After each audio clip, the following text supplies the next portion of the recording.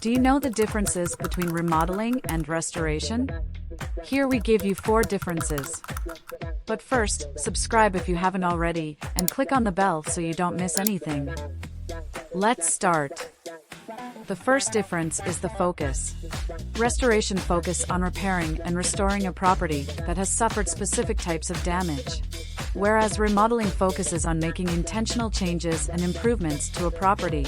Number 2, the purpose. Restoration aims to return the property to its pre-damaged condition, while remodeling involves creating a new design.